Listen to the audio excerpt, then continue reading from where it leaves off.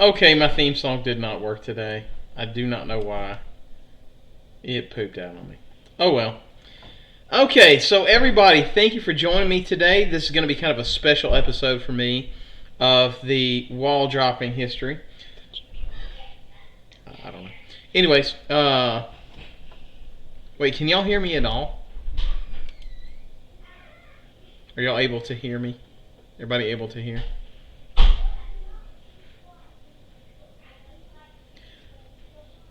Let's see. I don't know if anybody can hear me or not. People are joining in. Yeah, if somebody can write in the comments, let me know if you can hear me or not. Rachel, can you check and see if you can hear me? Well, if they can't hear you, to say, can they hear you? Okay, beautiful. All right, so fantastic. Just the theme song is pooping out on me. We'll figure that out some other time. Thank you for joining me today. Today is April 9th, 2020. And today we're going to be talking about the events leading up to 9/11. Now, I've already gone through the Bush administration, kind of the reaction to the events that happened at 9/11. We're going to touch on that just a taste about a different topic. But most of this is going to be, why did it happen? Right? I think most of y'all know what happened. You know, I think you'd had to have been living under a rock if you didn't know what happened. This topic is going to delve into why did it happen. I put in the show notes too. If you have an adult handy that you can ask a couple questions to, maybe they'd be interested in joining along, that's fine too. It will be enhanced by that. But again, it's not required. If you don't have anybody you can ask questions to, it's fine. Before we get going, I did want to go over the agenda real fast. So again, today is 9/11. If you want to go back throughout the week, we had Bill Clinton on Monday. We had Bush on Tuesday. Pandemic Wednesday. Yeah, Pandemic Wednesday, we covered the Spanish flu. Oh, I guess I should say, I am the host of this show of Wall Dropping History, and I am Mr. Waldrop, and I have with me my co-host, Elizabeth. Okay, Elizabeth Waldrop is here with me too. So today we're covering 9/11, and tomorrow is 90s Day. Right, we're going to go over the culture of the 90s, which brings up the next one. Send in your baby pictures. Today is the last day.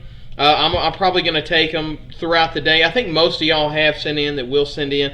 If you want to participate in that, look, I've got a lot of great baby pictures. I think I'm up to over 20 now.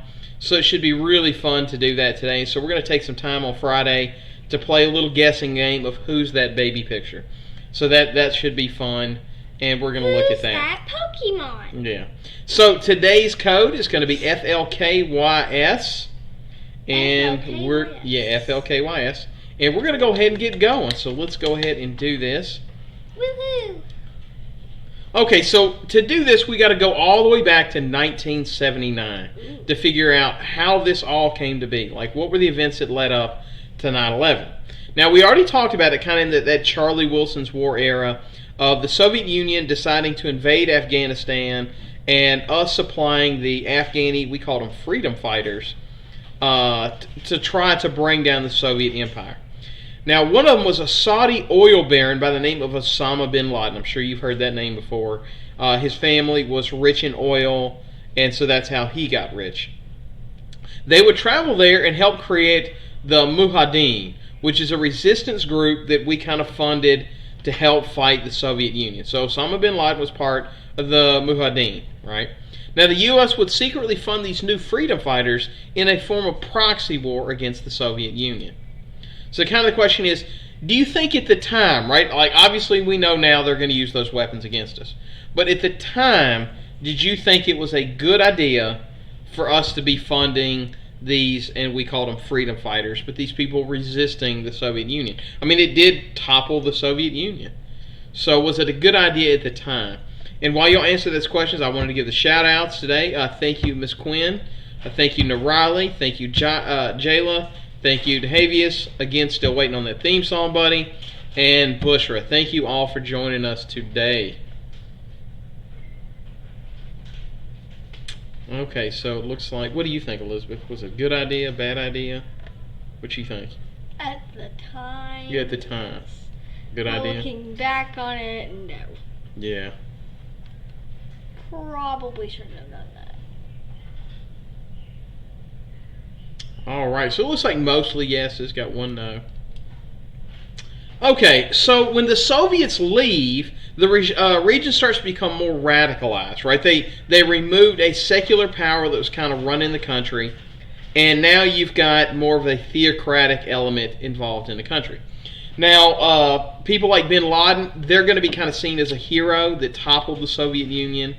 Now, you got to realize, from their standpoint, the difference between the Soviet Union, I know for us, is this giant chasm. But for them, it is very thin. It's a razor-haired thin. They both see, like we see the difference between us and Soviet Union being about the government, right? Communism versus capitalistic democracy. For them, it is Islamic or infidel. They don't care, right?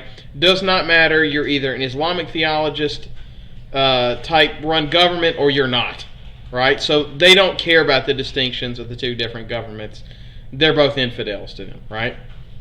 So Osama bin Laden returns home to Saudi Arabia as a hero that drove off this secular government out of an Islamic-controlled region.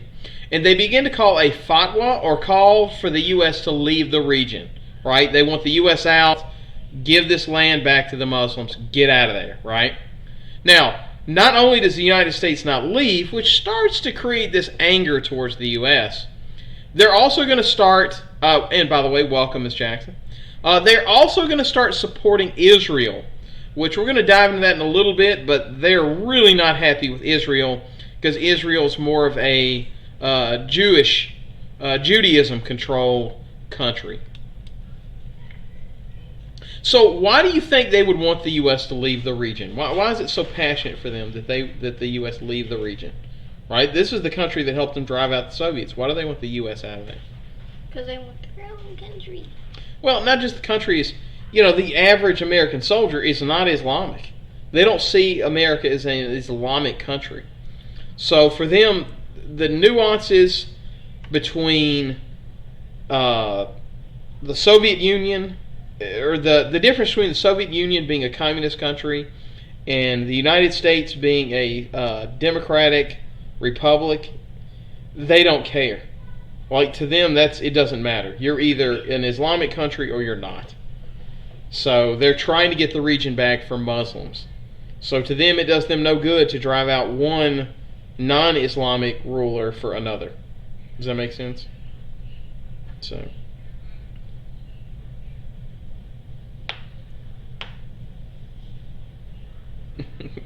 What? Yeah. What my arms? No, my arms hurt. Yeah. Ew. Yep. Yeah, I saw it. I gave her a shout out. I did. Alright. Give y'all just another minute. We'll move on. Yeah, they didn't want to see the American soldiers in that region. That's right. Well, and the thing I want you to get from is not just they didn't want to see American soldiers, they didn't want to see any non-Islamic powers, right? If for example, Saudi Arabia had showed up and taken over the country, they'd have been fine with that, right? And you got to understand too. We're going to kind of mention this a little more later, but there's also an aspect of Sunni versus Shiite as well. Right? If, say, for example, Iraq had gone in there and taken over the country, they wouldn't have been happy with that either. Right? So it's a bit of a Sunni versus Shiite issue too.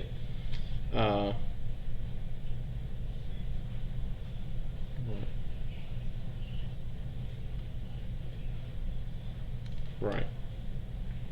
Okay, so following the events of World War II, now why do they care about Israel? And we're going to get into this, right?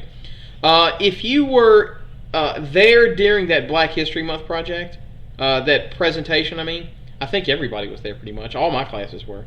There was a student who was Palestinian, and she did a really great job. It's one of those, I was sitting there talking to Mr. Masley, and it was one of those, like, she gave this really powerful speech. It kind of choked me up hearing it. And I kind of looked over at Mr. Masley, and I was like, I wonder how many people in this classroom realized how powerful this speech was. So, following the events of the Allied forces would help Jews establish a new nation of Israel. However, this nation was established right smack in the middle of an already established country. Right? So there's this country called Palestine, And basically, Allied forces went in there and carved out a chunk of Palestine, which is a country, and said, okay, Palestine, you don't get this prime real estate now. We're going to give it to this other country that we're going to help prop up. One of the major portions that was under controversy was the city of Jerusalem, right? Now, this is a city that has been fought over literally since the dawn of time, right? Since we have recorded history, they've been fighting over Jerusalem, who has control of it, right? So, in fact, that's what the Crusades were about. Really, it was really about controlling cities in this region, with the number one city being Jerusalem. So it's a city that has been fought over since the dawn of time. So basically the Allied forces went into the Middle East, took this region of Palestine, and just carved it up, right? And you can kind of see, so this is Palestine in 1946, right? Now they come in and they carve out Palestine, this chunk of it, and they call it Israel, right? And they basically give it to what amounts to being a Jewish state, right? And you can see, so all these people right here that were Palestinians, they start losing land. And you can see over the years, they keep renegotiating it, so that now this is Israel. Now today, this is what constitutes as being Israel. And Palestine is just the areas that are green.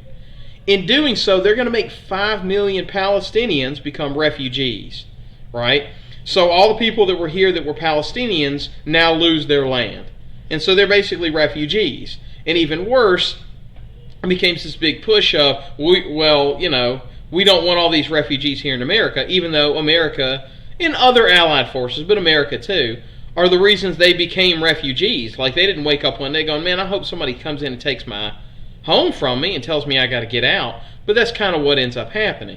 So, the student that gave the announcement at the assembly, she's one of those people that was impacted, right? Her family had Palestinian land, and she's basically told, hey, now you're a refugee, right? So it created a really bad crisis, and we kind of we created a problem for the Palestinians, and then just kind of washed our hands of the situation. So here was Osama bin Laden's comments at seeing this, and he says, it's become clear that the West in general, and America in particular, have an unspeakable hatred for Islam. It is a hatred of crusaders, right? He's hearkening back to the Crusades. Terrorism against America deserves to be praised because it was a response to injustice aimed at the forcing Americans to stop its support for Israel, which kills our people. We say that the end of the United States is imminent. So the question I kind of have is, do you think the Muslims of the world, why do you think they care about Palestine? And I kind of laid it out for you, but why would, say, for example, somebody in Saudi Arabia care about what is happening in Palestine? Why do you think? Because people that have power are putting down people that have less power. I think there's part of it, but why Palestine, right? Like, why are they particularly focused on this region? Think of it this way, and this is one that, we kind of talk about. How do you think it affects people differently if you are, say, a black person watching Hotel Rwanda? How do you think that affects you differently? You know what Hotel Rwanda was? No. It was that movie about the genocide in Africa.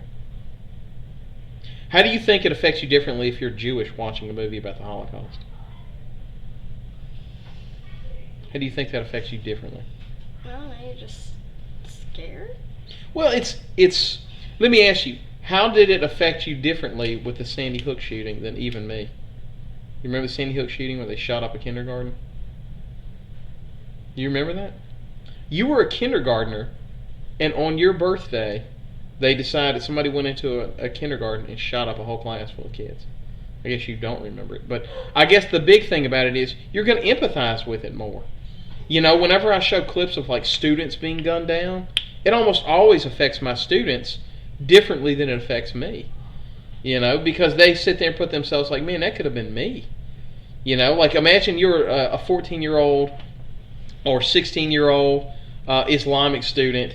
Wait, was it at my school? No, it was not at your school. It was at another kindergarten. But imagine you're an Islamic student and you're watching people that are Islamic being made to be refugees and their land taken from them. Imagine if you're a Native American watching Native American land get taken from you. it's just going to affect you differently. You empathize differently with it. Does that make sense? So, and by the way, welcome Destiny and welcome Miss Kaylin. I'm glad you were here to join us today. Right, Quinn points it because they show empathy for them. Right, I'm not saying you can't empathize with people that are different. Right, like it breaks my heart to watch Hotel Rwanda, and I'm not black. Right, but I think if you watch, or let's say for example Selma. Right, if you're watching Selma, it's different. Right, when you see people gunned down, for just looking like you. I think back to, imagine you're a Hispanic person seeing the news and seeing those kids in cages. How does that affect you differently? Just thinking about like, man, why would they hate somebody just for looking the way I look? So I think there's that element of it too. Yeah, the empathizing with them. Right. So in '88, Bin Laden was split from his mentor, and I'm going to try to enunciate these words. Obviously, Arabic is not my first language, so bear with me. But it's Maktab al-Kahidamat. All right, go ahead. I know the Mujahideen just because I've seen those on the news. Maktab al-Khidamat, Okay. the leader of Mujahideen. Okay, right. Okay, and he would create his own group called Al-Qaeda. Now, Al-Qaeda in Arabic is the base, right? So like the base of operations, kind of a military slant to it. And this is actually their flag, and of course that's for Al-Qaeda. And their goal of Al-Qaeda was to take their objections to the United States to a more militant role, right? Not to be pacifists and just protest, not the Martin Luther King route, more of the Malcolm X, justice by any means necessary type of route to be against U.S. forces. Now, when Iraq would invade Kuwait during the first Gulf War, it caused Saudi Arabia to become afraid that they would get invaded as well. And that was a reasonable fear, right? We know for a fact Saddam Hussein was thinking about invading Saudi Arabia. So, Bin Laden would meet with the king, is a king named Fahd, King Fahd of Saudi Arabia. So he's the king of Saudi Arabia. And he would ask the king, look, do not ask the U.S. for help. Instead, let his Al-Qaeda troop deal with it. Let our forces go deal with Saddam Hussein. However, he feared that wouldn't be enough, and so he decided instead to rely on U.S. forces. So why do you think they didn't want the U.S. to help them? Why do you think Osama bin Laden didn't want U.S. forces helping them? Because...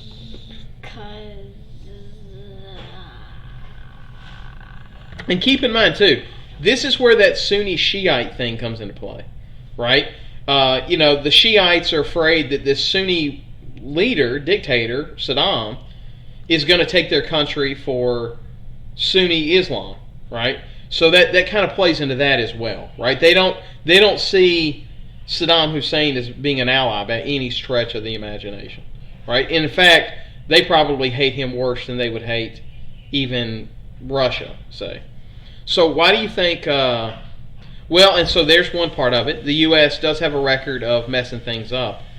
I think... So what do you think? Why do you think they don't want the U.S. to help? What do you think they're afraid of? Well, he probably didn't want the U.S. to help because they might stand in the way of him taking over the country thingy. Well, here's the thing I want you to realize. We have a nasty habit of, we'll come to help you, but we don't pull our troops out. Like, we like to leave our troops behind, right? So, there's this fear that if they allow troops brought into Saudi Arabia to use as a staging ground to attack Iraq, they're going to attack Iraq, and then they're just going to stay there. And you're going to have U.S. troops right in the middle of Saudi Arabia. Which, by the way, do you know what's in Saudi Arabia that they're worried about? That's where Mecca is. You know about Mecca? That is like the holiest of holy cities in Islam. In fact, when they pray 5 times a day, they are praying towards Mecca. It is one of their they call it the 5 pillars of Islam. But one of the requirements is that you have to have a pilgrimage to Mecca at least once in your lifetime.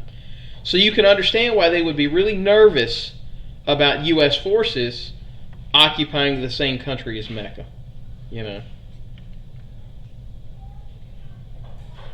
You can understand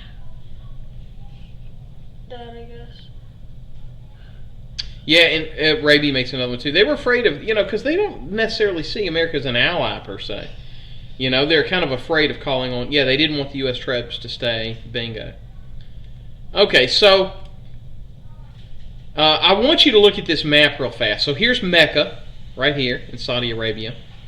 And this is going to be where the United States launches its forces from. Now, it is on the other side of the country, right? It's 790 miles, but you're still occupying the same country as Mecca. That makes the Muslim kingdom, the Muslim world, really nervous, Like, right? This is where the Dome of the Rock is, right here. So they're going to stage their attack from here to go stage and fight in Kuwait. why is there an arrow pointing at Mecca? Oh, because Just so you know where it is, right? So here's Mecca. Here's where the U.S. forces go. Here's where they're attacking, Kuwait, to try to liberate Kuwait, right? Now, the king would try to silence bin Laden, who begins speaking out against him, right? But bin Laden doesn't care, and he just keeps speaking out against the king. Look, we don't need all these U.S. forces right here, this close to the Holy Land, right?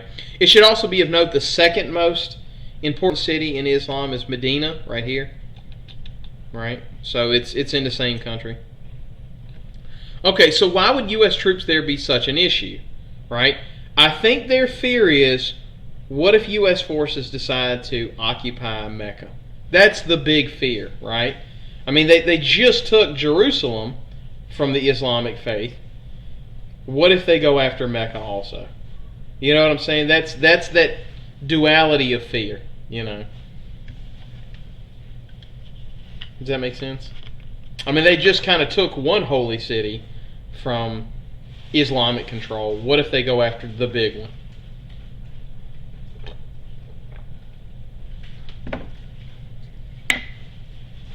And I know this seems like a long time for us, right? Like to go, well, that was in the 50s, when they started carving out Palestine. And we're talking about the 1980s. 30 years to you seems like a long time, right? But in the grand scheme of history, it's not that long. I mean, it's just a blink of an eye. Yeah, they're afraid of losing Mecca. That's right. That's right. And it's not an unreasonable fear, right? I mean, it's not exactly bonkers to fear that. I mean, if you'd asked, people in Palestine, hey, in 10 years you're going to lose, we're going to have a world war, and you're going to end up losing Jerusalem. If you'd asked them that in the 1930s, they'd have gone, no, that's not going to happen. But a lot of times when stuff like this happens, it escalates very quickly. 30 years from today, I would be 44. Yes. 43. That's right. And I would be coming up on my 43rd birthday. Yeah, and they don't, honestly, Ms. Ray makes a good point. They don't want the U.S. taking any land away from Saudi Arabia. All right. So the next kind of major event is going to happen in 1990. Okay, the FBI would raid the home of an Rachel, I might need your help with this one too. El Sayed Nasser. Is that how you say it? Said Nasser. Yeah, El Sayed Nasser.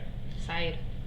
Nasser. Okay, and he was a member of Al Qaeda, and it was discovered that he was here in America with evidence of plots to blow up buildings in New York.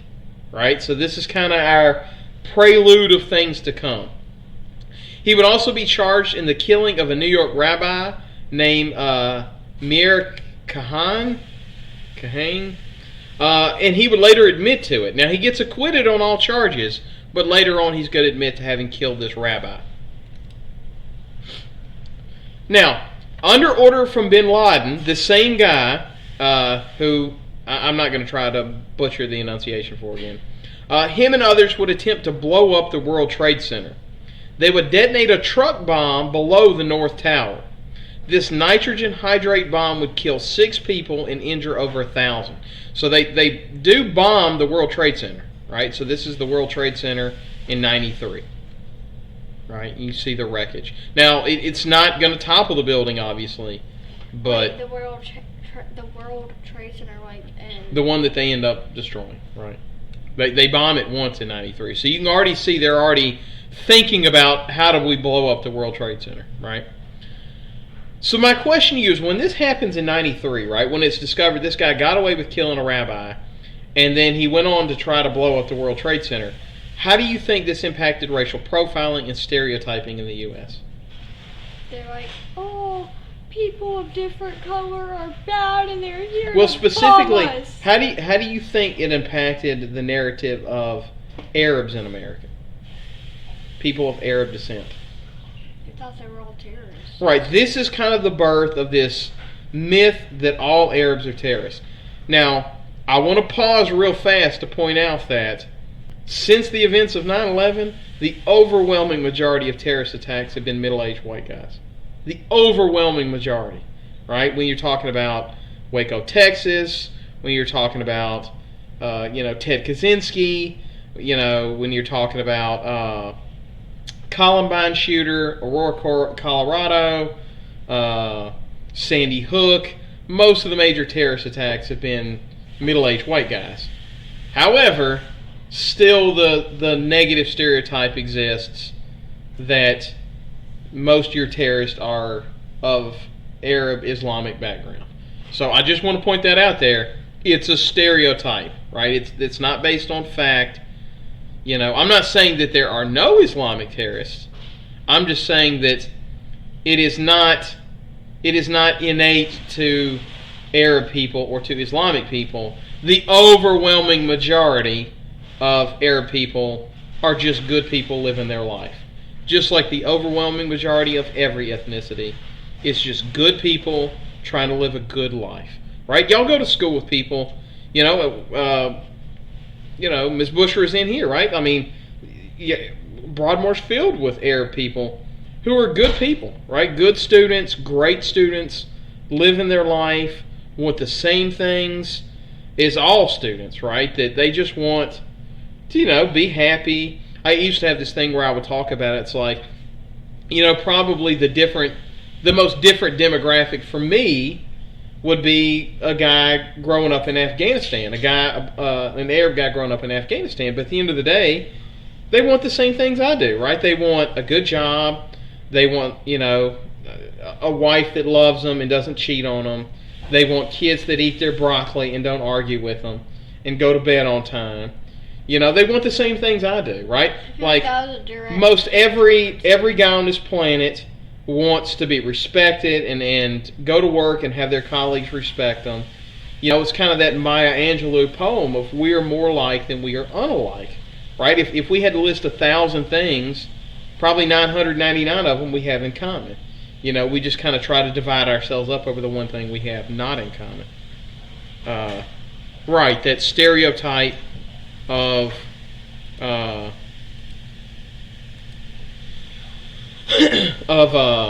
Arab Islamic people being terrorists, right? And it's a myth, right? It's not true. It's not based on reality.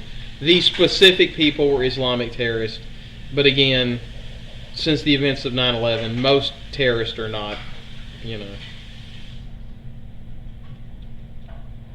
right. And let me tell you, some of the most sweet, kind people I've ever met in my life, are from that area. That's right. Yeah, a lot of y'all put in. Right. It affects all Arabs being called terrorists. Right. Okay. Now, the king, after bin Laden continues to speak out against him, would decide to exile Osama bin Laden. So in 91, he would return to Afghanistan, and from there, he would actually pick up his forces and move to the Sudan. And he began to work with this warlord, and again, this is an African-based word, so try to bear with me the enunciation. But Gulbuddin Hekmatyar, go ahead, see if you can. This is a African-based. Gulbuddin Hekmatyar. Yeah, I guess so. To try to start a civil war in Afghanistan. So this is the guy right here, Hekmatyar, however you say it. To start a civil war in Afghanistan. Now, bin Laden would use his money to help the people of the Sudan by building roads, giving money to the poor, and he starts to really build up this very poor country in the Sudan. He would then link up with the group of Egyptian Islamic jihadists, the EIJ, to help create the forces, to help increase the forces of Al Qaeda, who then tried to assassinate the Prince of Egypt. So my question to you is, why do you think he begins to help the people there in the Sudan? Why would he want to help the poor people in Sudan, building roads and bridges and feeding them and stuff like that? Why do you think he's doing this? So we can get on their good side. What a good answer, to get on their good side, right? Look, if you go to a 14-year-old kid and you go to him and say, hey, look, I know you're starving to death. Here's some food. I'm going to build a road to your city. Now you can get a job. How do you think that makes that 14 kid become loyal to you? You know what I mean? Like, oh my God. Yeah, you're not going to tell anybody to this 14-year-old kid that Osama bin Laden's a bad guy. You're not going to do it. Right? You make not just loyal subjects, but radically loyal subjects. Subjects that are willing to die for the cause, so to speak. Yeah, he needs to build up his forces, build his army. That's right. Yeah, it definitely makes it, I mean, at the end of the day, if somebody comes along to you and tells you that, hey, your dad's a bad person, he did some horrible, unspeakable thing, you're not going to believe it. Why? You're like, because I grew up with him. He fed me. He loved me. He was kind to me. It's the same thing. And let me tell you, it's not a bad thing if used for good purposes, right? Like, one of the things, like when I try to add food to my classes, to feed students, part of it's because I want them to enjoy coming to class so they come to class and learn. It doesn't have to be for nefarious purposes, Yeah, to get on their good side. Yeah, build up his army. That's right. Okay, so the U.S. would then use the CIA to support the Sudanese government to drive out bin Laden. So the Sudanese government, the bin Laden's working with this warlord. They prop up the Sudan government to drive out bin Laden. So bin Laden takes him and his now about 300 troops with him back to Afghanistan. He then puts pressure on the Sudanese government, who seized bin Laden's property. And it's estimated that bin Laden would lose between $20 and $300 million. So you can imagine at this point, bin Laden really hates America. Then it gets worse. Remember how I said that bin Laden was warning the king, hey, you don't want American forces in Saudi Arabia. They'll never leave. Well, guess what? They don't leave. So in 1996, Bill Clinton decides he's going to leave the forces behind in Saudi Arabia. So we still have forces in Saudi Arabia in 96. Why? Just in case Saddam decides to act bad again. Well, let me say that. That's why we say, anyway. So again, you can imagine all this is really making bin Laden really angry at the U.S., right? They've driven him out of Sudan. They seized his property. They left troops behind in Saudi Arabia, just like he said they would. You can kind of see why he's getting really angry with the U.S. So up until this point, do you think bin Laden's anger at the U.S. is justified? At this point. Right? I'm not talking about later. I'm talking about right now. We're traveling back in time to 1996. But didn't he, kill the Pope? No, he did not kill the Pope. There's never been a Pope that's been killed by Osama bin Laden. I don't know what you're talking about. I don't know. You said there's one guy that killed someone really important. They tried to assassinate the Prince of Egypt, but they didn't get him. Oh. All right, so it looks like the vast majority are saying, look, at this point, bin Laden's anger is justified, right? If somebody, the U.S. government was taking, land in your home country and it caused you to get exiled and then you got kicked out of not one but two different countries, and your property gets seized. Hey. You can see where it's making them angry. Okay, so the hits just keep on coming. Now, relying on mostly donations, right? He doesn't have his access to his empire anymore.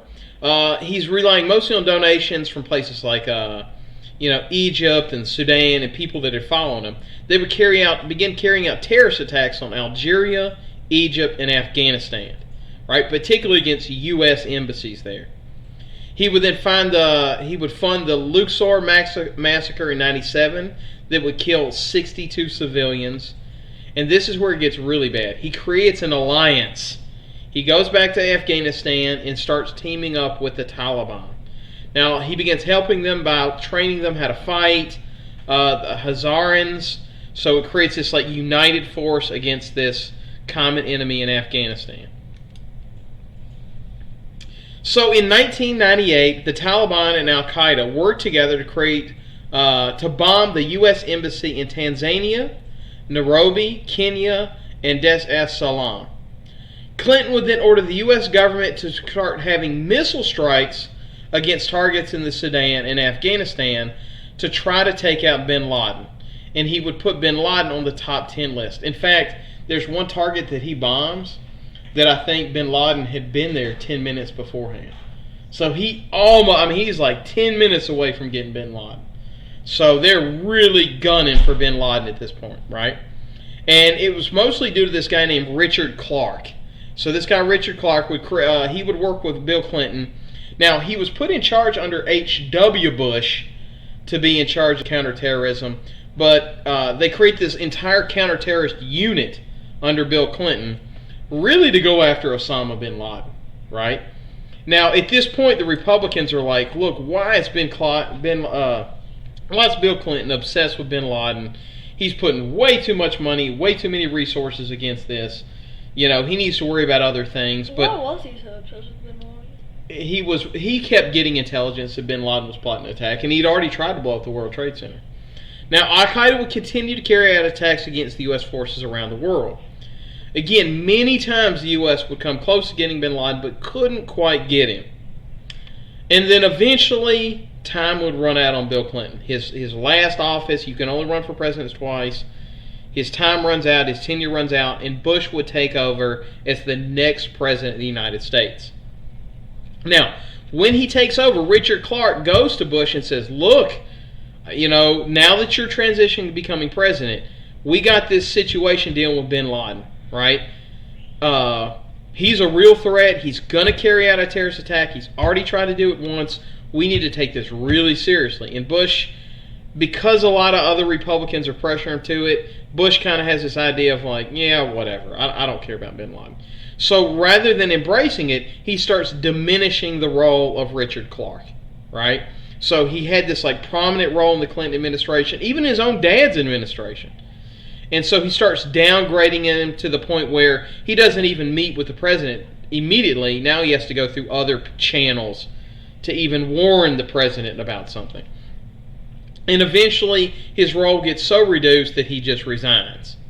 And eventually he's going to write this book right here that I kind of put the picture of, that is a scathing book basically saying how Bush and other Republicans didn't take this seriously and kind of blamed Bush directly for the events that happened with 9/11. So why do you think this book was such a blow to Bush? Why do you think? Because, somebody warned him and was like, look, this is going to happen if you do not do something about Right. it. He's like, no, I don't think so. Well, It's again, really not who gonna put this happen. guy in charge to begin with? Who put Richard Clarke in charge? Do you remember? Was it Bush? His daddy, H.W. Bush. That's who appointed him this position. Right? So this is not like it's some kind of like liberal Democrat guy and it's like this political thing. His dad appointed him. He was a conservative. So yeah, this was quite a blow to him just because it made it look like he was not taking the threat seriously. Yeah, it kind of blames the events on 9/11. It was kind of his fault because he could have gone Now, after him. I want to stress this a little bit because I want to defend Bush a little bit on this.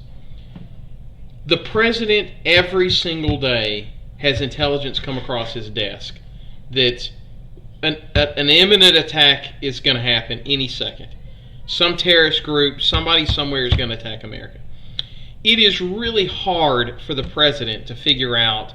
You don't have the resources to deal with everything.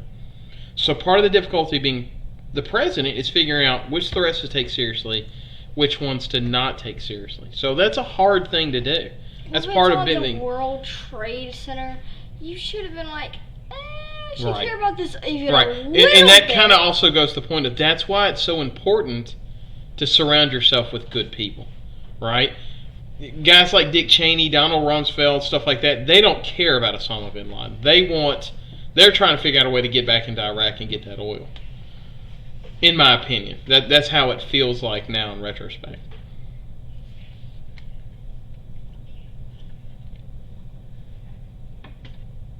Right. Okay, so in August of 2001, the CIA would warn Bush of an imminent attack from Al-Qaeda. That following spring, they would continue to warn him that an attack was coming. In May of 2001, it says, it was very evident that we were going to... This is a guy named Coffer Black, who's kind of in charge of the CIA. He says, it was very evident that we were going to be struck. We were going to be struck hard, and lots of Americans were going to die. The real plots were being manifested. So this is the head of the CIA's Counterterrorism Center. Now I want to hear what Osama bin Laden had to say about it. And this is in 2004. He says, God knows it was not across our minds to attack the towers. But after the situation became unbearable, as we witnessed the injustice and tyranny of the American-Israeli alliance against our people in Palestine and Lebanon, I thought about it. And the events that followed affected me directly were that of the 1982 and the events that followed, where Americans allowed the Israelis to invade Lebanon, helped by the U.S. Sixth Fleet. As I watched the towers destroyed in Lebanon, it occurred to me to punish the unjust the same way, to destroy the towers in America so it could taste some of what we were tasting, and to stop killing our children and women. Okay, so that's where you can see. Now, do you think that Bush could have stopped a 9/11 attack? But keep in mind, he's not magic, right? Like, maybe he could have put more forces in it, but one of the things I want to stress, they exploited a weakness that we had not thought of. Now, obviously, we think of it now. We have TSA, right? But there was no, like, up until this point, when a terrorist hijacked an airplane, they had a list of demands, and then you give them their demands, or however that's negotiated. We'd never had them fly planes into buildings before. So it's entirely possible that no matter what we had done, they were going to exploit that weakness. Like, we didn't know that's how they were going to attack the World Trade Center, and that's not how they had been attacking it. They'd been trying to figure out a way to sneak a bomb in there. So, you know, I want to be as fair as I can to Bush in that I wished he had taken the threat more seriously, for sure, but it's entirely possible nothing he could have done would have stopped it. You know, I guess the point is, it's not black and white. It's entirely possible he could have done everything right, and it still would have happened. He could have still cared a little more about it. Well, and let me tell you this. At no point in time do I think if somebody came up to him and said, you know, like if he had a crystal ball that he could have looked at and said, hey, these planes are going to fly into the World Trade Centers, I don't think Bush would have just been like, let it happen. You know, like, this would be a huge, stressful event in his life. Like, well, somebody could have come back and said, like, I'm from the future. Let me tell you, the year after 9/11 happened, it looked like Bush aged about 6 years in that year. I mean, you could tell every single day he was stressed to the limit. You know, this is huge stuff, right? Thousands of lives are in your hand.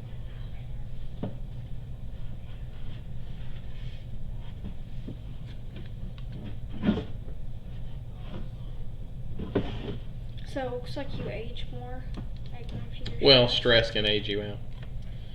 So rather than give you a blow-by-blow of events that happened in 9/11, I'm going to tell you the story of my story of 9/11.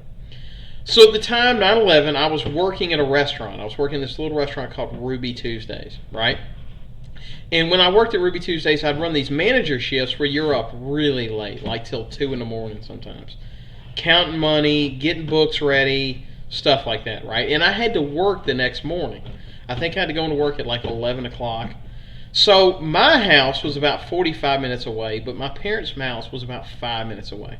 And a lot of times when I had to work these like really late shifts and then turn around and work the next morning, I would often stay at my folks' house just to not add or chop off 2 hours of sleep, right? So despite my shift starting at 11 a.m. the next day, my mom wakes me up about 8:50. And she knocks on the door. My first thought is, why are you waking me up? Like, you know I was up till 2 in the morning last night. You know, maybe even later. Like, why are you waking me up, right? And she says, Jake, come in here. By the way, my mom calls me Jake. Jake, come in here. The World Trade Center was hit by a plane. Now, I want you to understand, my first thought was not, oh my goodness, a terrorist attack. It was, what kind of idiot flew a plane into a building? I thought it was a pilot error. Right? Like, what kind of moron? Because usually what pilots mostly do is take off and land. Most of the time the plane is just on autopilot, right? So all they really do is take off and land the plane. And so I was like, how did you not see the friggin' building in the way? You know? Then at 9:03, a second plane hits the South Tower. And it was so hard for me to wrap my brain around it. I kept thinking, what are the odds of that? Of two morons screwing up and flying a plane into both buildings. Are they drunk? Like, what is going on, right? And then a third plane hits the Pentagon, and then it hits me. This can't be an accident. This has got to be a terrorist attack. Now, I have not shown any videos up until this point, and this is why. Because the end of this is going to be loaded with videos, so bear with me. I wanted you to see some of this footage. This is the only footage of the first World Trade Center. Now, you're going to hear some naughty language. So, you know, I can't help it. There's no way to stop it. So just know that, right? And I'm going to kind of fast forward it too. They were doing this documentary of firefighters, right? Pretty simple. It was 8:46 in the morning. And then we heard a plane come over, and in Manhattan, you don't hear planes too often, especially loud ones.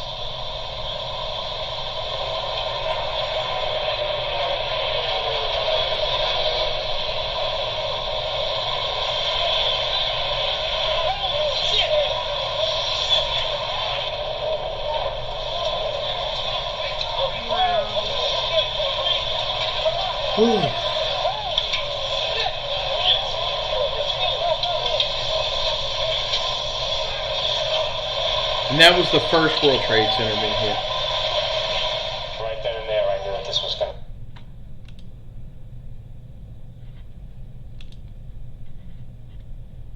Now, this is, you're going to hear telephone calls from people. Oh, I'm sorry, my bad. These are some of the different views of the second World Trade Center being hit.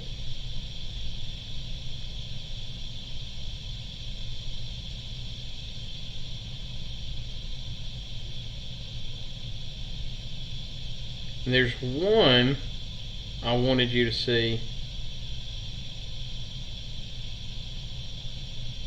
It was really impactful. This one. Oh, pardon the language. Hold on, there was one. It was. Is this it? Okay, yeah, here it is. Here it is. Oops.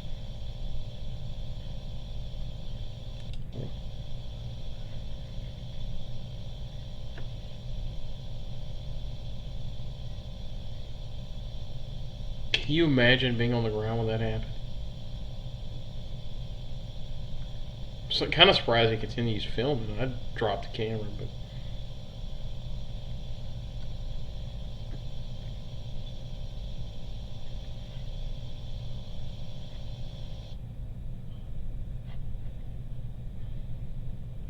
Yeah, and I mean, it's just a bunch of different footages.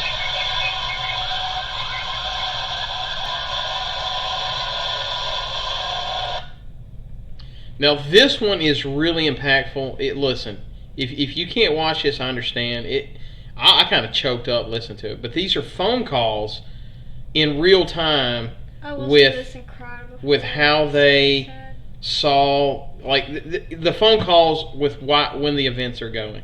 American 11, are you trying to call? The hospital does not answer the phone. Our number one is the staff, and our five is the staff. Anyone call from Washington? I am in a situation with American 11, possible hijack. What's going on, Betty? Exactly that, yes. Very right.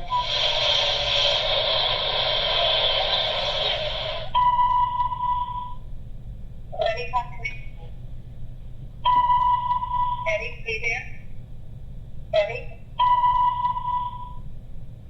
Eddie? That's fine, this is Robin, right there. What? What's it, 11:37? Wait, what? Like the World Trade Center. Who are you talking to? Oh, God. Oh, my God. Yeah, 175 New York. We have some problems over here right now. And we might have a hijack over here, two of them. Jill, I was on an airplane that's been hijacked. If things will go well, I'm going to go. I just want you to know I absolutely love you. I want you to hear it. So happy to time. Thanks to my parents and everybody. And I just totally love you. And I'll see you later. Hi, Dave.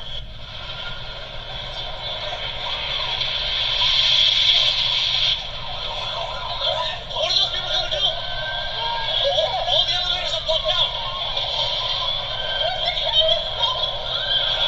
Oh my God. So both towers are now.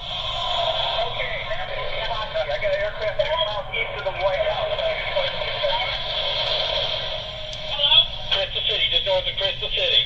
Just to the north of your town. Yeah, stop all departures. I just got hit. Don't say that. God damn, I can't protect my NCA. United 93, that traffic for you is 1 o'clock, 12 miles eastbound 370. Negative contact, we're looking at United 93. United 93, Cleveland, if you hear the center right there. I got that piece of dog. Keep remaining sitting out of all hope. Get out of here.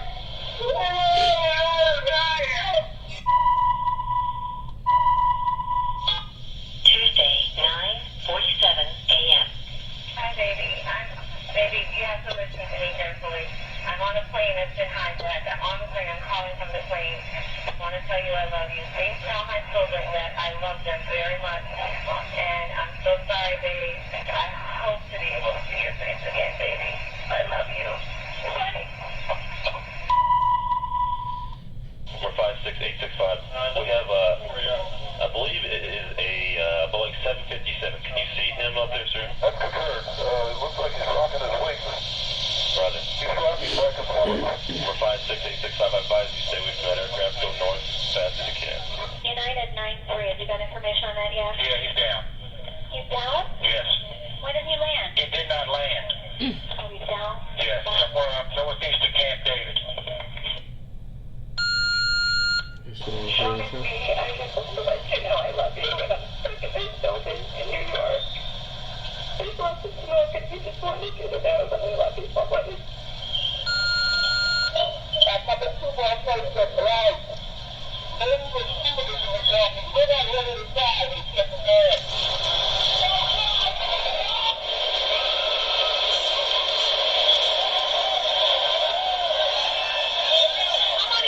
All right, I can't do that anymore. Whew.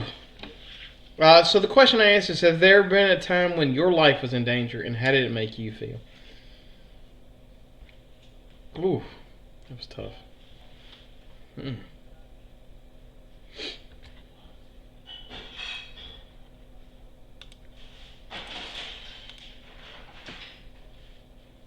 There's still a lot of people watching, so everybody watch.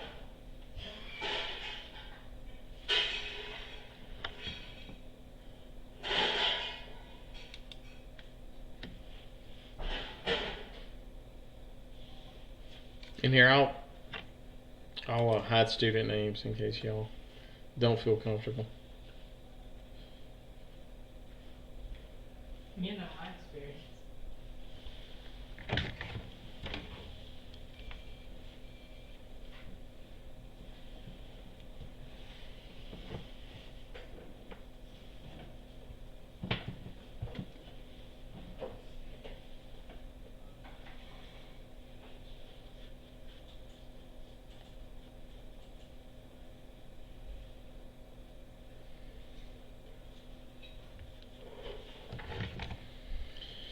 Whew. Yeah, that's tough. I've just listened to like 911 calls from 9/11. Oh wow, school's threatening to be shot up.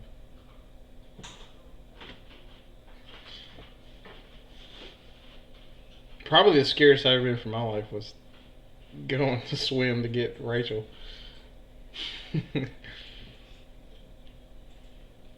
I've never, like, my life has never been in danger. Like my life was never in danger at this point. There was one time, you're way too little to remember it, but it was. We were in a car one time and you just stopped breathing. Like, I don't know what happened. I don't know what caused it. And about a 3-minute car ride up to the hospital, you started breathing again. Freaked me out. That was one of the scariest days of my life. And you were baby. You were like, I don't know, 6, 7 months old. Yeah, but at my school, I'm not gonna say any names or anything like that, but at my school, we had to go in lockdown because someone. My mom just texted me and said, seeing the events made her cry. The 9/11 events. Oh man, it's like that's all anybody could do. You know, the next day later that day I had to go into work. And normally there's Muzak is what they call it. It's like, you know, easy listening music playing in the background.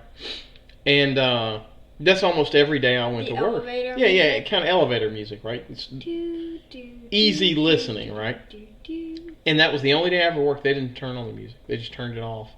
And we put on the news, and we played the news. And everybody, even the restaurant, because nobody wanted to listen to, you know, elevator music, right? Like the piano version of Billie Jean. Nobody wanted to listen to that. They wanted to listen to what was going on in the news. And it was like customers, employees, everybody's just walking around bawling their eyes out. You know, especially like I was at work when the towers fell. You know, and it's like, man, it was powerful. Let's see. Oh man, I can't imagine. Oh, that breaks my heart. The one about being in Syria.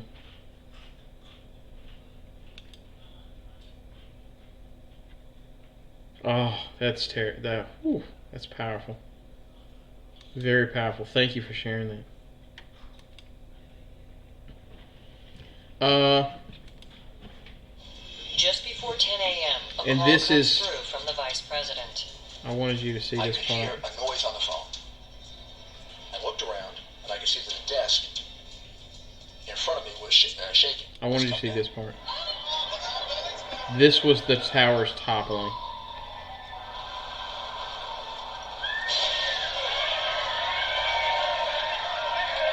Whew. Everybody's just running for their lives.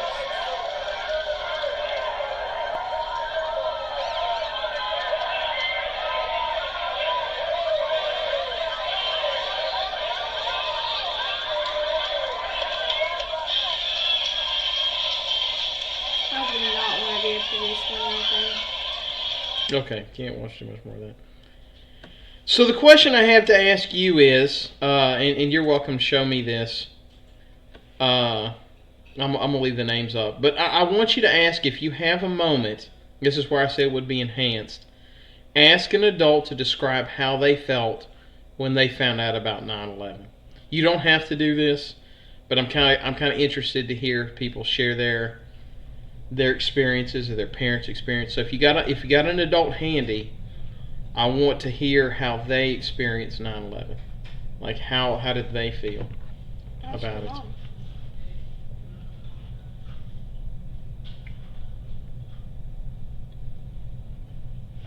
You know, that's a good question. That's a good point. Let me do that.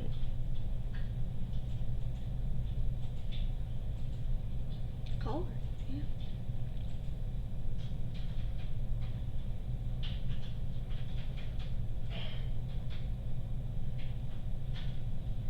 Oh, you know what I could do here?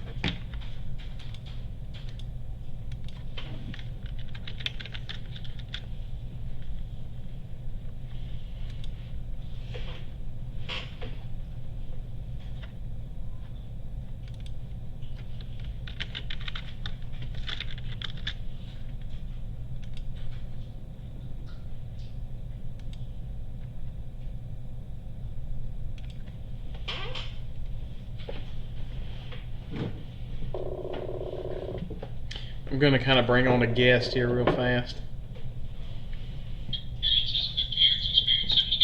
Hey, Mom. Can you hear me? Hey, I'm going to include you on my show. If you wouldn't mind doing this for me, if you can, don't feel comfortable, you can hang up on me. Okay. But in mute your computer, by the way. Not your computer, the video where you're watching the live stream. And I was curious if you wouldn't mind giving me your experience. How did it affect you? What do you remember about 9/11? Well, I was watching the Today Show, and they broke in and said that a plane had hit the tower. They thought it was a prop jet or a small plane. And as things progressed, they realized it wasn't. And then as you're watching the Today Show, the second plane hit the second tower. Right. And people are sitting just shell-shocked.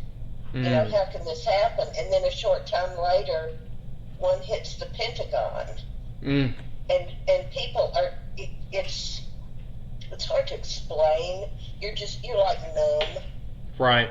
And then the towers started to fall, and thousands of people are literally running for their lives. Right. As pieces of people and paper and stuff just falling. And before that, there were the people jumping out of the buildings. Right. That was just heart-wrenching. Right. Now, take me back real fast. So, obviously, I remember you waking me up, right? Yes. And me going in the living room, and it just seems like all we could just keep repeating over and over was, oh, my God. Oh, my God. I must have said it nearly 1,000 times that day. And, I remember going through the first plane hitting, and, of course, I think you and I kind of had the same reaction of, like, this has got to be an accident. There's no way this was on purpose. Your brain doesn't immediately go to a terrorist attack. And I remember that brief moment when the second plane hit. And I remember watching TV and thinking, wait a minute, is this a different angle, like a new angle? Because it didn't dawn on me that the other tower had been hit. And then you're looking at it, it's like, but wait a minute, when that plane hits the building, the other tower's already on fire. Wait a minute, did the other tower get hit too? And there's this like about a 30-second information gap where it's like you just can't quite figure out, wait, what's going on? And then of course news broke that the other tower had been hit, and I think me and you were already starting to speculate, like, what is going on? Are we being attacked? And then the Pentagon. And they show the shots. Right. Of the first tower being on fire. Right. And the second one hitting. Right, and then the Pentagon hit, and of course, you start putting two and two together, and it's like, oh, it's got to be an attack. There's no way that this all could have happened. Of course, then Flight 93 is going to land, and then we all knew. But I think when the towers fell, I think I was already at work. What was it like being at home alone watching? Because I think you were at home alone at that point, right? I was. Right. I was talking. I spent most of the time talking to your grandmother and your brother. Right. So what was that experience like, being at home alone? Well, you just sit and watch. Right. And my first instinct was to start a journal. So I started, within 24 hours, I started my journals. I have notebook after notebook after notebook of all of that. Right. Well, and I tell you, one of the your things brother was that... in the hospital.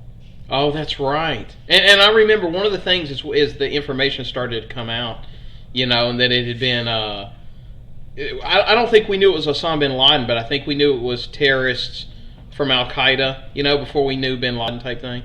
And I remember thinking, too, afterwards, like, maybe the next day even, but I remember thinking, we're like, oh my God, imagine being Arab in America right now. Like, the amount of hate crimes that you're going to experience, And they did. And did, right. The amount of hate crimes. Yeah, it was a terrible, terrible time in America. Yeah, people were storming local convenience stores in New York. I remember that. Right, I You know, remember that. Especially in New York, destroying the them. attacks. Right. What happened? Attacking people on the street. That's right. Well, hey, listen, I want to thank you for joining us today. I love you, Mom, and I appreciate it. I'm going to hang up now. We're going to finish the lesson here real fast. Alrighty. All right, love you, Mom. Bye. All right, Bye, bye. Grandma. Bye, love you. Okay, so thank you to Miss Waldrop for helping us today. So some of the comments. Mom watched it live and said she was very confused about what was happening. Grandmom said she felt terrible and was kind of like couldn't describe things because of how horrible it was. It was horrifying to even look at when she was 7 years old.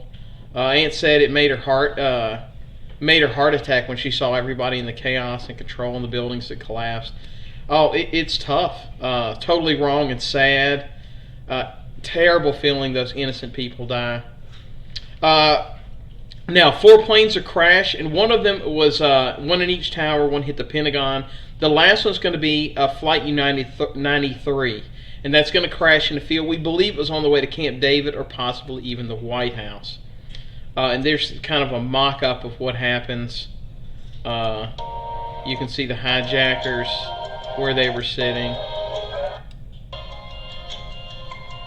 And I'm going to kind of fast forward.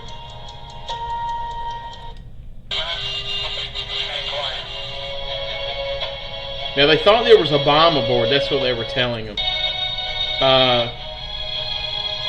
And they were planning on jumping the hijackers.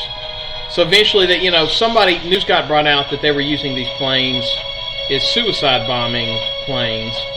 And they began to attack the hijackers. And they revolted.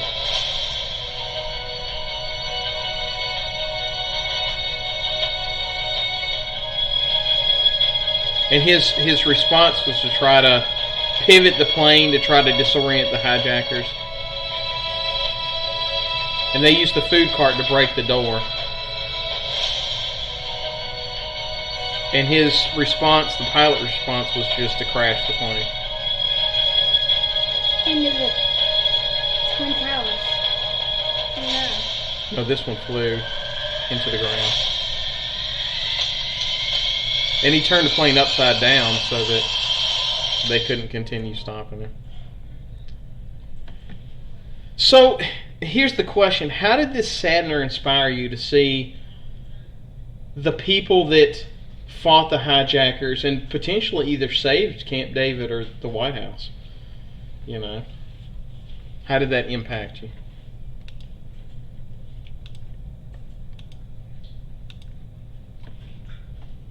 What do you think, Elizabeth? Seeing that they saved either Camp David or the White House. That was a question. What? Wait, Okay, so did it inspire you, sadden you? How did it affect you knowing that these people attacked the hijackers, these terrorists, and at the very least saved either the White House or Camp David? On the White House at Camp David. I feel. I mean, obviously it's sad they lost their lives, but Yeah, it's sad. Cause. but in a way it's kind of inspiring. I mean, these are people that, they literally gave their life for their country, and they weren't soldiers. They weren't trained for this. They gave their life for their country Yeah.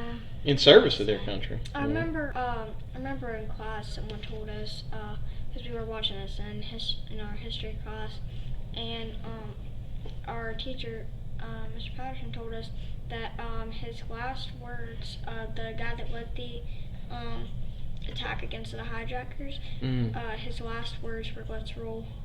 Yeah, that was in the video. Yeah, they basically attacked the hijackers. There's a movie called Flight United 3. I have actually not seen it. Sometimes movies like that I know it's going to be an emotional roller coaster, it's really tough for me to muster up the gumption to go watch it. So.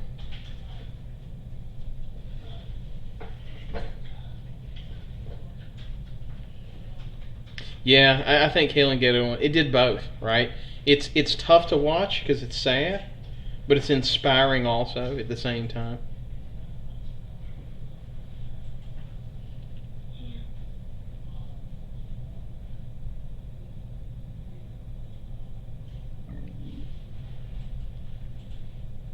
Yeah, it's really sad. It took a lot of courage.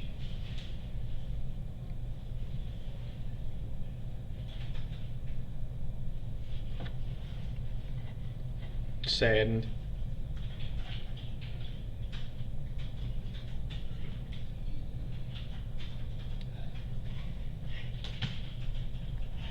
I think we're going to go ahead and move on here. Okay, so by the numbers, there was a total of 2,977 victims that were killed and more than another 6,000 that were injured. 343 firefighters and 71 law enforcement officers gave their lives going into the buildings trying to rescue people. More than 90 countries lost citizens in these attacks. 1,140 people who worked, lived, or studied in Lower Manhattan at the time of the attacks were later diagnosed as cancer as a result of the debris that they inhaled or exposure to toxins at Ground Zero. Over 1,400 people, 9/11 rescuers who responded to the scene days after the months have since died of the medical conditions or whatever, right? Now here's where it gets really rough. The 9/11 responders, a lot of them couldn't work anymore, right? They had cancer or whatever, real serious medical issues. And so they lost their jobs. And of course, by losing their jobs, they lost their access to health care. And they went for years not having access to health care. A lot of these with cancer. I mean, these are people that ran into the buildings to save lives. So a guy named Jon Stewart, who was host of The Daily Show, would end up testifying before Congress. Now, a lot of members of Congress didn't even show up to listen to him speak. But surrounding him are all these 9/11 people who were first responders, who came and marched with him to go speak before Congress to testify to try to get health care for these 9/11 responders. And I want you to hear his testimony. It's one of the best speeches I've ever seen. This together, but as I sit here today, I can't help but think what an incredible metaphor this room is. See the empty for the chairs? entire process that getting health care and benefits for 9/11 first responders has come to. Behind me, a filled room of 9/11 first responders, and in front of me, a nearly empty Congress. Sick and dying, they brought themselves down here to speak to no one. It's shameful. It's an embarrassment to the country, and it is a stain on this institution. And you should be ashamed of yourselves for those that aren't here, but you won't be. Because accountability doesn't appear to be something that occurs in this chamber. We don't want to be here. Lou doesn't want to be here. None of these people want to be here. But they are, and they're not here for themselves. They're here to continue fighting for what's right. Lou's going to go back for his 69th chemo. The great Ray Pfeiffer would come down here, his body riddled with cancer and pain, where he couldn't walk. And the disrespect shown to him and to the other lobbyists on this bill is utterly unacceptable.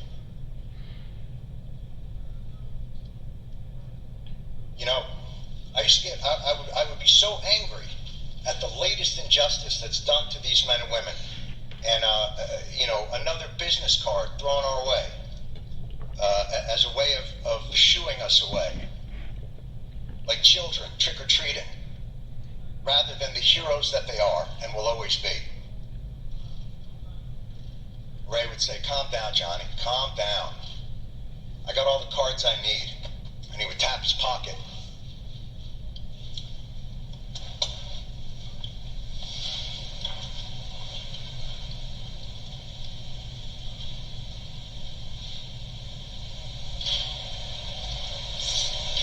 Where he kept the prayer cards. 343 firefighters.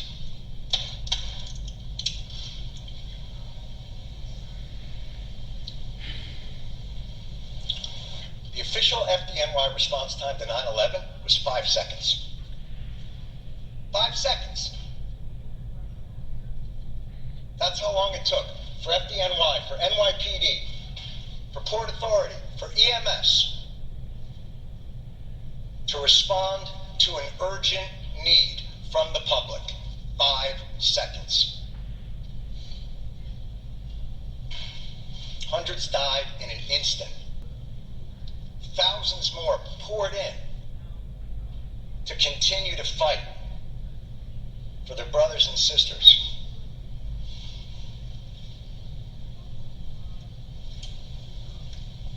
The breathing problem started almost immediately, and they were told they weren't sick, they were crazy. And then, as the illnesses got worse and things became more apparent, well, okay, you're sick, but it's not from the pile. And then, when the science became irrefutable, okay, it's the pile. But this is a New York issue. I don't know if we have the money. And I'm sorry if I sound angry and undiplomatic, but I'm angry. And you should be too, and they're all angry as well. And they have every justification to be that way. There is not a person here, there is not an empty chair on that stage that didn't tweet out, never forget the heroes of 9/11. Never forget their bravery. Never forget what they did, what they gave to this country. Well, here they are. And where are they? And it would be one thing if their callous indifference and rank hypocrisy were benign, but it's not. Your indifference cost these men and women their most valuable commodity, time.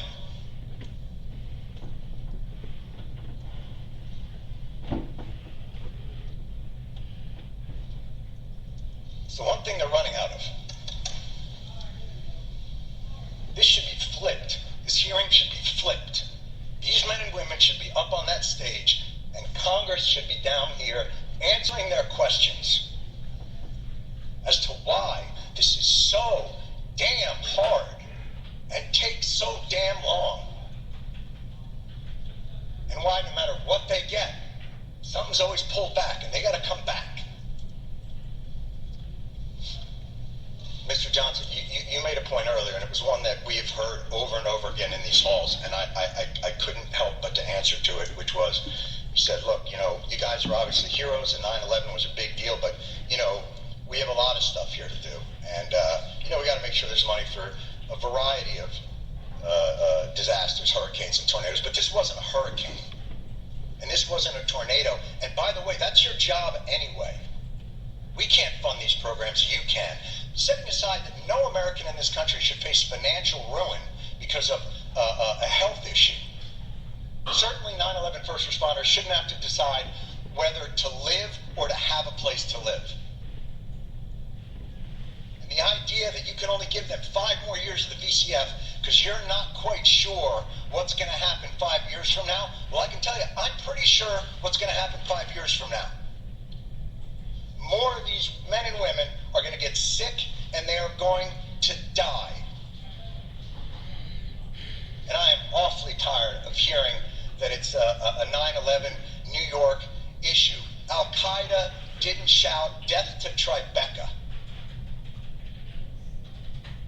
They attacked America, and these men and women, and their response to it, is what brought our country back. It's what gave a reeling nation a solid foundation to stand back upon, to remind us of why this country is great, of why this country is worth fighting for, and you are ignoring them.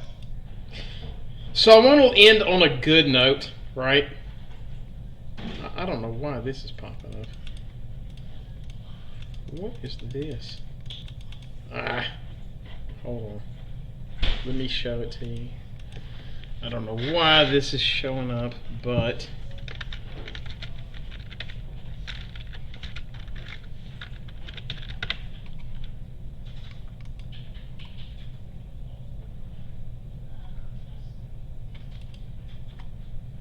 This is the good news. He pulls it off. He gets the bill passed due to this speech you watch, and now these men's health insurance and their health care is provided for because of this speech being shown. You can see it on the Late Show and everything. So he does it. Like this comedian, not a congressman, it was just a comedian who did a variety show. If y'all know Trevor Noah, he's the guy that took over The Daily Show after he left. And that's going to be the guy that pulls off getting these men and women health care. So, okay, so why do you think people who were old enough to live through these events were so impacted by it? That's kind of how I'm going to end it with you. Is why do you think people that were so old, why were they impacted by it? Well, because they lived through it, and because they lived through it, most of them got cancer or a lung disease or something. No. I mean, why do you think people like me that's watching this? Why do you think it messes with me? No, I thought you meant the people who because that could have been you. I think for me personally, they didn't go after soldiers. That's not what they went after. I'm stealing kind of from The Dark Knight, but when they attack a military base, that's part of the plan. You tell yourself, not that their lives mattered any less, but that's understandable. Like, they knew that risk when they signed up for service, right? Not that it's any less tragic, but it makes sense, right? Like, people die in war, soldiers die. These are guys going to work, just living their lives. I think it's also why it affects me so much when I see a school shooting. I signed up to be a teacher because I love kids and I want to help teach them, and I want to do anything I can to make their lives better. If whatever that is, whether it's teaching them U.S. history, I've written, I don't even know how many recommendation letters, or, something as simple as, how many times I've stayed after class helping somebody work through some problems that they have in their personal life. That's why I wanted to teach. I wanted to give back. It ain't the money. You don't sign up to be a teacher to be the money, but, at the same time, when I signed up to be a teacher, it wasn't to be getting shot at. You don't think of that as being a risk when you're going through college to be a teacher, but now it's something you kind of have to think of, and the fact the whole country shared it together. Yeah, good stuff. Yeah, witnessing all those people die. Yeah, and I remember thinking at the time, there's this thing of, what can I do to help? Is there anything I can do to help? This was the only event that ever happened in my life that made me want to go enlist. I was about 21, I think, when this happened. And it made me want to enlist. I heard some, conspiracy theories about why they did it on 9/11. Yeah, we're not doing conspiracy theories. Hey, let me tell you, I actually had people recommend to me that we bring up the conspiracy theories. We're not doing that. I don't want to get into all that stuff. But yeah.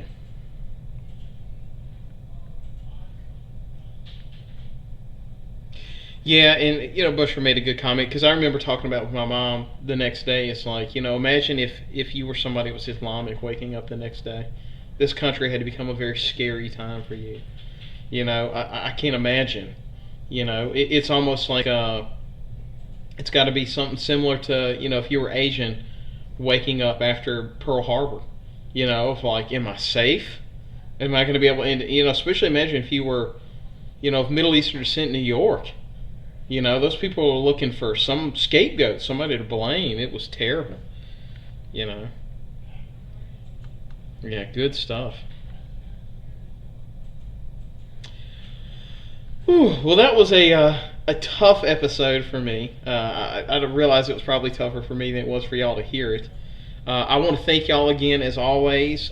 Thank you so much for showing up and participating in your education. Thank you for this episode. Tomorrow is going to be a lot lighter. It's going to be a casual Friday.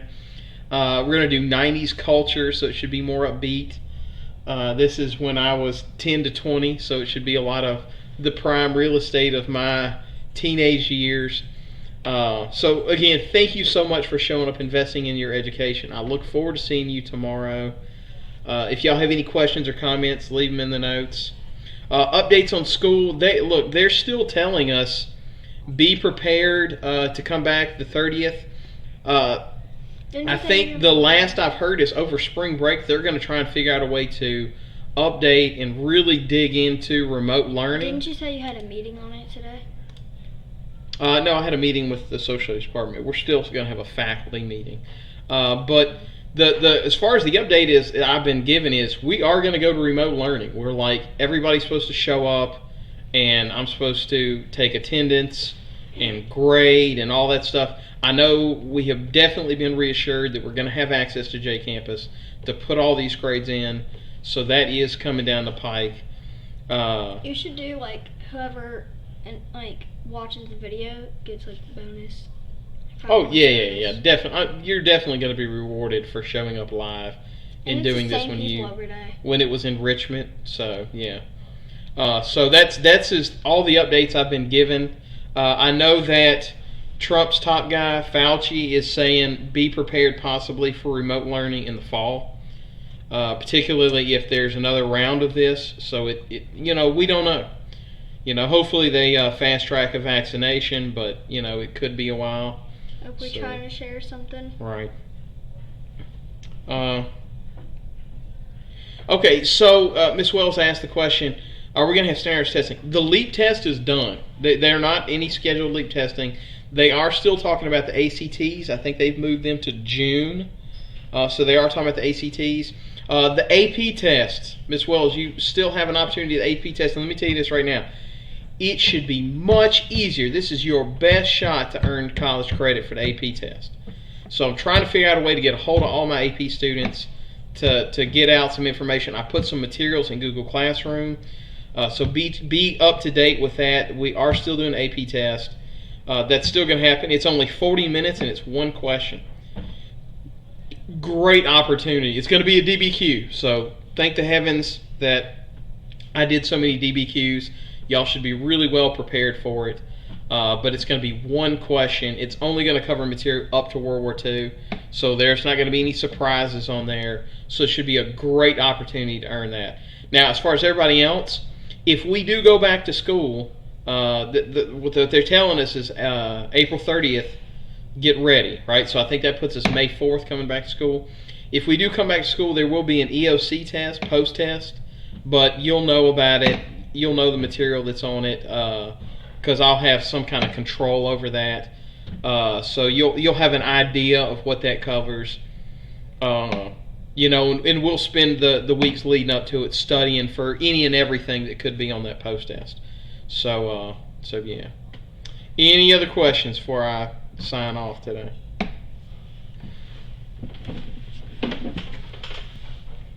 All right. Well, unless we have any other questions, I'm still kind of paying attention to the chat. Listen, thank y'all all so much for showing up, investing in your education. Let's see. Look, I wouldn't worry about Chromebooks. I think they were supposed to be decommissioned this year anyway. I'm not saying that they're going to be yours to keep, but I wouldn't sweat it too much. I'm sure they'll give us some updates on if you have to return Chromebooks. They might tell you to come to. But I wouldn't worry about having to return them anytime in the near future. But I tell you what, next time I might even call Samson today and ask him about it. What's the plan for collecting Chromebooks if we have to do that, if we end up not going back to school. But right now they're telling us back to school May 4th. So I wouldn't worry about that too soon. Alrighty. Well, unless there's any other questions, listen, thank y'all for investing in your education. I appreciate you showing up, particularly people showing up every day. Mr. Raby, want that theme song when you get it. And listen, thank y'all again. And for wall dropping history, thank you again for showing up. And thank you for your dedication to your education. And goodbye. Bye.